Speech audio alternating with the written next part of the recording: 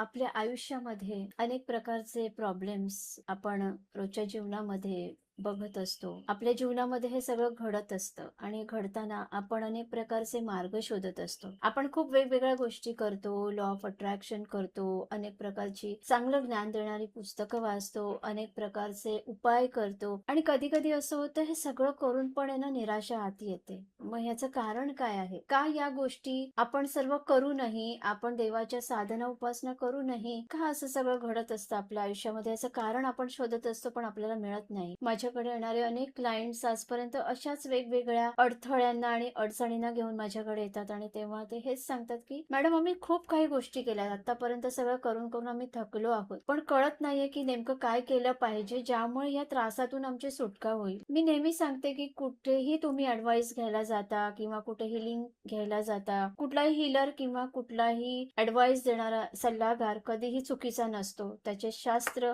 त्याने घेतलेलं ज्ञान यानुसार तो तुम्हाला एक चांगला सल्ला देण्याचा प्रयत्न करतो, पण कुठेतरी तुम्हाला त्यामध्ये अपयश येत असतं. सगळं करूनही आपल्याला त्याचा पाहिजे तसा, हवा तसा परिणाम जीवनामध्ये मिळत नाही आणि जेव्हा हा परिणाम आपल्याला दिसत नाही तेव्हा आपण समोरच्या व्यक्तीवर दोष लावतो, त्याला ब्लेम करतो की काही उपयोग नाही, एवढे पैसे या व्यक्तीला देऊन आमचं काहीच काम झालं नाही. पण हे नेहमी लक्षात ठेवायचं की जेव्हा आपण एक बोट, जे आपण पहिल्यापासून ऐकत आलेलो आहोत की जेव्हा आपण एक बोट समोरच्याकडे दाखवतो तेव्हा बाकीची 3 बोट ही आपल्याकडे असतात. याचा अर्थ असा आहे की आपल्या आयुष्यात आतापर्यंत आपण जन्म घेतल्यापासून आपण जे काही बघितलेलं आहे, ज्या घटना आपल्या मनाच्या डीप डीप एका लेवलवर जाऊन रुतलेल्या आहेत, या प्रत्येक घटना कुठेतरी आपल्या आताच्या आयुष्यावर परिणाम करत असतात. आपण आईच्या गर्भात असताना आईच्या मनाचे जे स्वास्थ्य होते, हे संपूर्ण स्वास्थ्य, तिचे मानसिक स्वास्थ्य आपल्यावर परिणाम करत असते. आईच्या गर्भात असताना आपण बाहेरनं जे आवाज ऐकलेले आहेत, जी नकारात्मक ऊर्जा आपण ऐकलेली आहे, ही सगळी ऊर्जा आपल्यावर परिणाम करत असते. आईचे मन बाळाशी जोडलेले असते,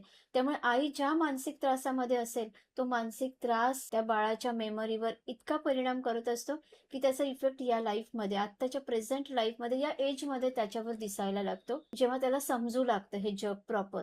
तसंच बऱ्याच वेळेला असं होतं की आपण जन्म घेतल्यावर आपण थोडेसे मोठे होईपर्यंत, जोपर्यंत आपल्याला चांगलं वाईट कळत नाहीये, आपल्याला इतरांचे विचार समजत नाहीये, तोपर्यंत आपण अशा खूप साऱ्या गोष्टी ऐकलेल्या आहेत किंवा आपल्या मनावर बिंबवल्या गेलेल्या आहेत की हे आपण करू शकत नाही, हे आपल्याला जमणार नाही, महागातले कपडे आपण घालू शकत नाही, आपण या गोष्टी घेऊ शकत नाही, आपण, आपलं लिमिट एवढंच आहे. अशा अनेक अनेक अनेक प्रकारच्या वेगवेगळ्या गोष्टी आपण ऐकलेल्या आहेत, आपल्यावर बिंबवलेल्या आहेत. आपण घरामध्ये होणारे वादविवाद बघितलेले आहेत, कधी कधी पॅरेंट्सचे होणारे वादविवाद बघितलेले आहेत, कधी कधी आपला नकळतपणे आपले मित्र मैत्रिणी, आपल्या परिवाराने इतरांसमोर आपल्याला अपमानित केलेले आहे आणि या सगळ्या कटू आठवणी आपल्या सबकॉन्शियस वर परिणाम करत असतात. कारण डीप आतमध्ये गेलेली जी मेमरी आहे, रुतलेली मेमरी आहे, ही मेमरी आपल्या आताच्या लाईफवर परिणाम करत असते. कारण ही जी मेमरी आहे, हे जे इमोशन्स आहेत, हे आपण एका गॅशियस फॉर्म द्वारे घेत असतो. एक गॅशियस फॉर्म म्हणजे का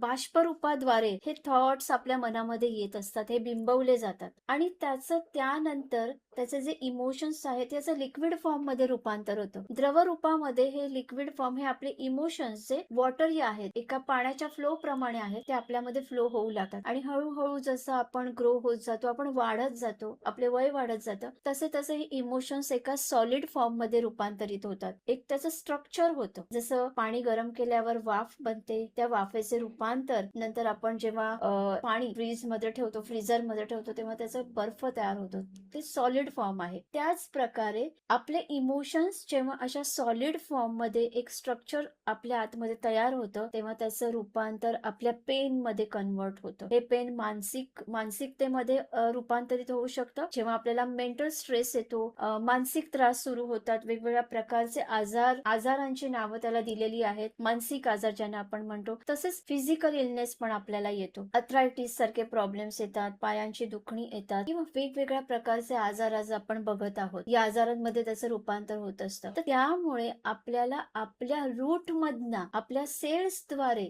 जे सेल्स मध्ये आपल्या जाऊन बसलेले आहेत. कारण माइंड कसं आहे, ते सतत जे काही आयडियाज क्रिएट करत असतं किंवा जे इमोशन्स क्रिएट करत असतं, ही प्रत्येक सूचना ते त्यांच्या सेलला देत असतात आणि प्रत्येक आपल्या शरीरामधील प्रत्येक पेशी मनाच्या या सगळ्या ज्या काही सूचना आहेत हे ऐकत असते आणि ते तसंच काम करत असतात. त्या प्रत्येक सेल तेच काम करत असतात आणि त्याद्वारे डीएनए मधून आपले ती जी ऍक्शन आहे, जे काही आपला आतमध्ये होणारे जे ब्लॉकेजेस आहेत, हे आपल्या डीएनए द्वारे बाहेर पडतात आणि ते आपल्या ऑरामध्ये रूपांतरित होतात. आणि जेव्हा हे सगळं आपल्या ऑरामध्ये खेचलं जातं, हे आपल्या ऑरामध्ये एका सॉलिड फॉर्मद्वारे राहतं, तेव्हा आपण म्हणतो की ऑरामध्ये ब्लॉकेजेस क्रिएट झालेले आहेत. आपल्याला त्याचा चांगला पाहिजे तसा रिझल्ट मिळत नाही. आमची कामं होत नाही. आम्ही इंटरव्ह्यूला जातो पण आम्ही सिलेक्ट होत नाही. आम्ही बिझनेसमध्ये खूप कष्ट घेत आहोत पण आमच्या मेहनतीला हवं तसं आम्हाला अपेक्षित रिझल्ट मिळत नाहीये. असं का होतं? याचं कारण काय आहे? यासाठी लवकरच मी तुमच्यासाठी एक छान, एक डिवाइन नॉलेजेबल असं एक वेबिनार घेऊन येणार आहे. आपण नक्की या वेबिनारला अटेंड करा आणि या सुंदर रहस्यमयी ज्ञानाला नक्की ऐका. कारण अगदी डीप असं हे नॉलेज असणार आहे. आपल्या चक्रांवर आधारित, आपल्या ऑरावर आधारित असं हे असणार आहे. लवकरच याची तारीख आणि वेळ आपल्याला कळवण्यात येईल. सो लवकरच आपण भेटणार आहोत या फ्री वेबिनार मध्ये. हे वेबिनार पूर्णपणे फ्री आहे आणि आपण सगळ्यांनी याचा लाभ घ्यावा. धन्यवाद. थँक्यू.